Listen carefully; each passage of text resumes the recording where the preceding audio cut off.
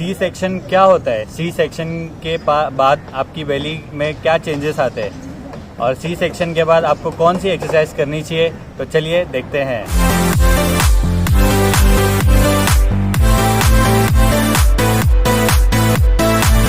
श्री साईं योगा में आपका स्वागत है। मैं डॉक्टर आकाश लेके आ गया आपके लिए एक नई वीडियो, जिसमें मैं बात करने वाला हूँ कि सी सेक्शन क्या होता है। सी सेक्शन, पहले हम ये जान लेते हैं कि सी सेक्शन सीजेरियन डिलीवरी होती है, सीजर के थ्रू आपके बेबी को डिलीवर किया जाता है। तो सीजेरियन के बाद आपके जो मसल रहते हैं वो बहुत लूज हो जाता है।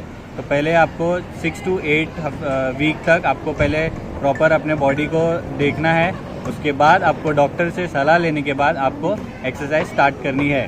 पहले तो हमें अपने बॉडी को प्रॉपरली कैसे प्रिपेयर करना है हम वो देखेंगे।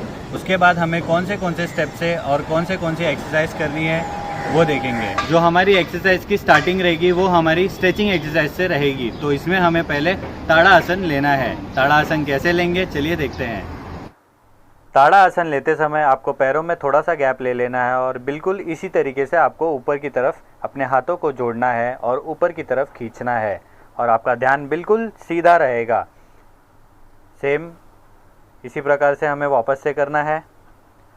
अब हम अपने अगले स्टेप पे स्विच होंगे, जिसमें आपके दोनों हाथों को इसी तरीके से इंटरलॉक कर लेना है और बिल्कुल उसी तरीके से आपको वापस से ऊपर की तरफ खींचना है और आपका ध्यान बिल्कुल एकदम सीधा रहेगा।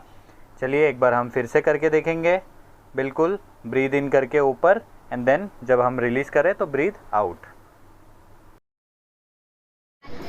ताड़ासन लेते समय आपको ये प्रॉपर खास ध्यान रखना है कि जब आप ऊपर की तरफ जाएं तो ब्रीद इन करते हुए धीरे धीरे ऊपर की तरफ जाए और 5 सेकंड का होल्ड करें। जब आप 5 सेकंड का होल्ड अचीव कर ले तो धीरे धीरे 10 to 20 सेकंड तक आप होल्ड कर सकते हैं। ताड़ासन को आपको कम से कम 10 बार करना है रेगुलरली।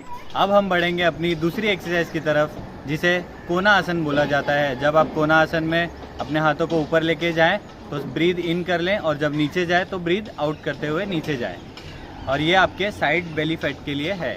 चलिए देखते हैं कोना आसन कैसे करते हैं। कोना आसन करते समय आपको अपने पैरों में कम से कम 1 फुट का गैप ले लेना है और बिल्कुल एकदम स्ट्रेट खड़े रहेंगे।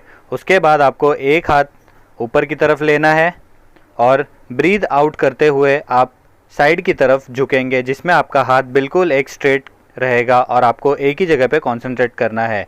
ये आपको कंटिन्यूटी रखना है इसमें बिल्कुल होल्ड नहीं रखेंगे। जब आप नीचे जाएं तो breathe in and breathe out करके जाएं। कोना आसन को आपको 20 बार करना है कंटिन्यूटी में और ये आपके साइड फैट को बहुत ही जल्दी कम करता है। कोना आसन को आपसे कम से कम काउंटिंग से 20 टाइम्स करना है और वो कंटिन्यूटी रहेगा, इसमें आपका होल्ड नहीं रहेगा।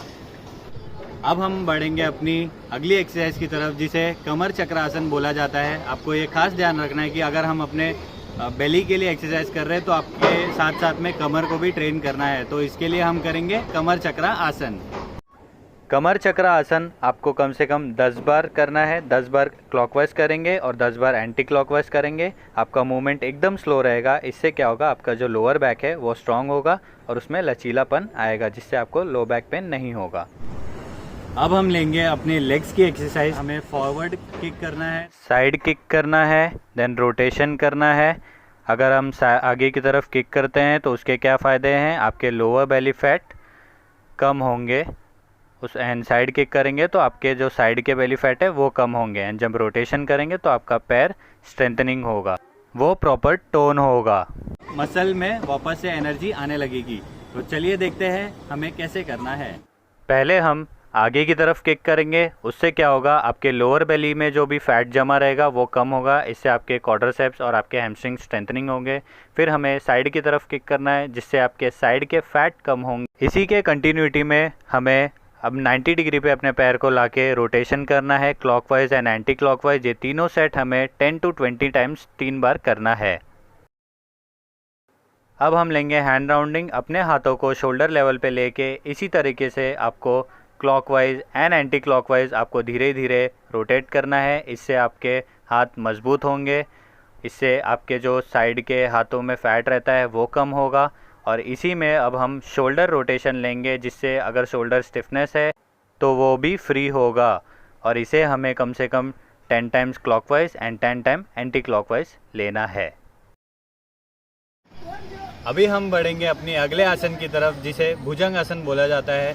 भुजंग आसन के साथ साथ में हमें सलवा आसन भी लेना है, जिससे क्या होगा, आपके पैर, सलवा आसन से आपके पैर स्ट्रेंथनिंग होंगे और भुजंग आसन से आपको जो पेट पे प्रॉपर स्ट्रेच मिलेगा, जिसके वजह से जब मसल अपने आप कट होना स्टार्ट हो जाएगा। तो चलिए अब हम देखते हैं कैसे करते हैं। इसी तरीके से आपको अपने मैट पे लेट जाना है, अपने हाथों को अपने चेस्ट के पास रखेंगे, अपने पैर एकदम फ्लैट रखेंगे एंड देन नेक पे प्रेशर देते हुए आपको ऊपर की तरफ देखना है। इसमें आपका 5 to 10 सेकेंड्स होल्ड रहेगा और आपको ये होल्ड के साथ में करना है। इससे आपके स्टमक को प्रॉपर स्ट्रेच मिलेगा। अब हम करेंगे सलवा आसन।